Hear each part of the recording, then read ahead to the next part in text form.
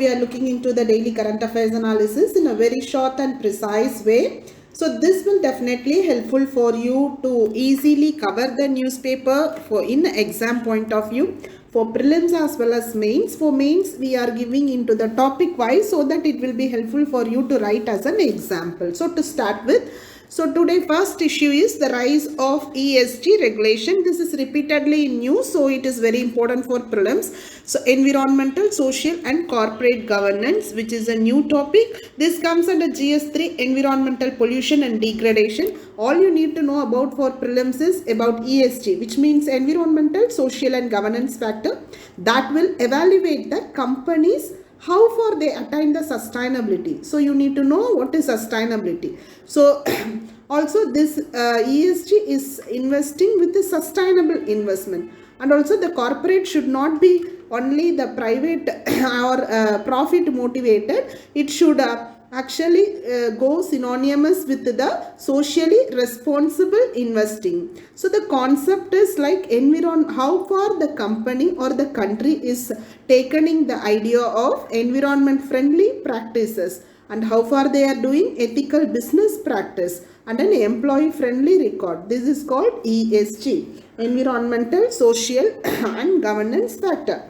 So this is recently government has initiated ESG fund, which is a kind of mutual fund. So mutual fund means while nominating for investment, ESG fund shortlists the companies in which the companies have scored highest in this environment and social responsibility.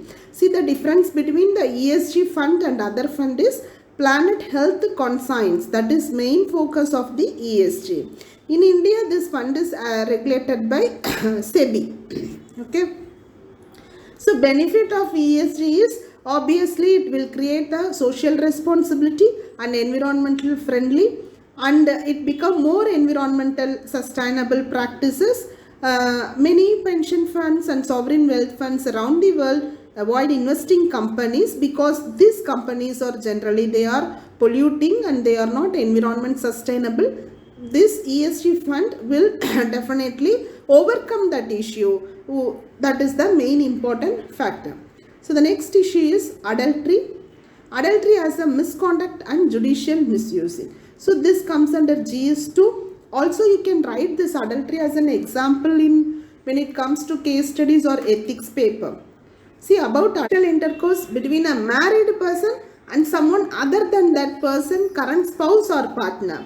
So it mandates that whoever has sexual intercourse with the wife of another man without the consent or connivance of that man, such is actually subject to the rape. But that is offense of adultery and that is punishable. So the law does not punish his wife, but it presumes that only a man can seduce a woman. So this is a topic very peculiar in India.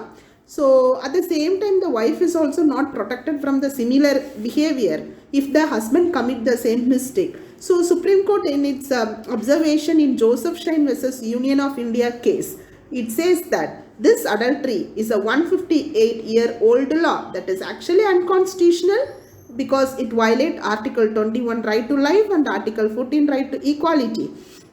And court also observed that two individuals may part if one cheats but to attach criminality, and how married couple deals with adultery is absolutely a matter of privacy. So there is no data to black claims the abolition of adultery as a crime. Okay.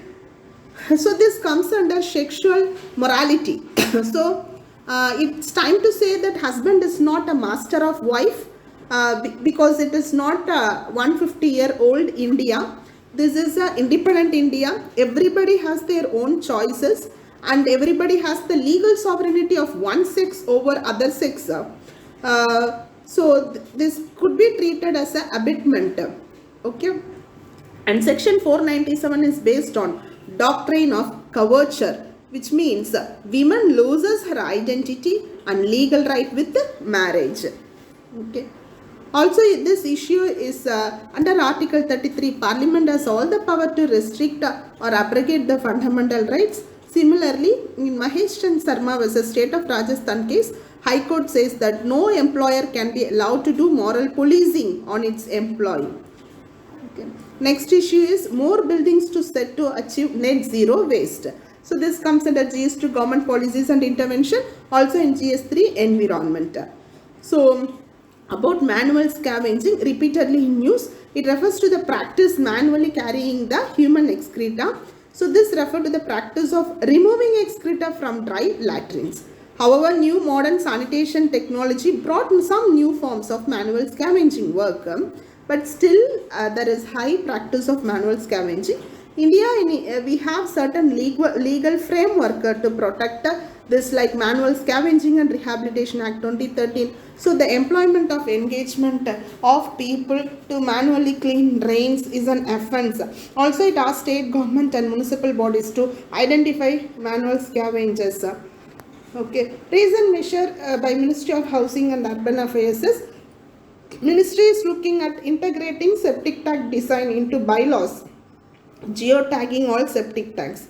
In the budget speech, Finance Minister says that all citizen towns would be enabled for 100% transition of sewers and septic tanks from manual to machine hole mode, but it is not yet implemented. Also in UN Sustainable Development Goal says that having the proportion of untreated wastewater and sustainability increase recycling and safe reuse globally. India currently generates 72,368 million liters of urban wastewater a day. Out of this, only 28% is treated.